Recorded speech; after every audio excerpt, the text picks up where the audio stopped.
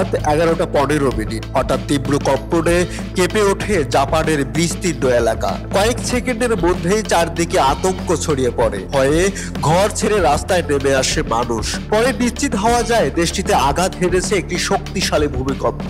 আবহাওয়া অধিদপ্তর জানায়, রিখটার স্কেলে ভূমিকম্পটির মাত্রা ছিল 7.5।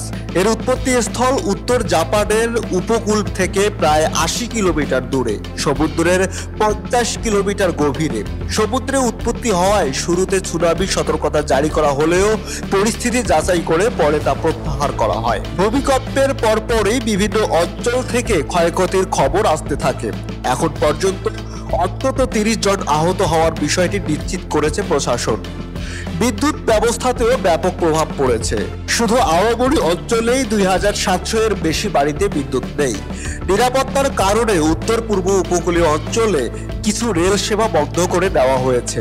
সুনামি সতর্কতা জারি হওয়ার সঙ্গে সঙ্গেই ঝুঁকিপূর্ণ এলাকাগুলো থেকে দ্রুত মানুষকে সরিয়ে দিয়ে 70 থেকে 80 হাজার বাসিন্দাকে আশ্রয় কেন্দ্রে নেওয়া হয়েছে। জরুরি পরিস্থিতি মোকাবেলায় প্রধানমন্ত্রী কার্যালয় বিশেষ সেল গঠন করেছে। প্রধানমন্ত্রী সানাই তাকাচি জনগণকে সতর্ক থাকার আহ্বান জানিয়ে বলেন, আগামী সময়ে আফটার শকের সম্ভাবনা রয়েছে, তাই ভারী আসবাবপত্র নিরাপদে রাখা এবং জরুরি অবস্থায় দ্রুত বেরিয়ে যাওয়ার প্রস্তুতি জরুরি। এদিকে দেশের পরমাণু স্থাপনাগুলোতে তাৎক্ষণিক নিরাপত্তা পরীক্ষা চালানো হয়েছে। সংশ্লিষ্ট কর্তৃপক্ষ জানিয়েছে, এখন পর্যন্ত কোনো ঝুঁকির তথ্য পাওয়া যায়নি। ক্ষয়ক্ষতির চূড়ান্ত হিসাব এখনো চলমান।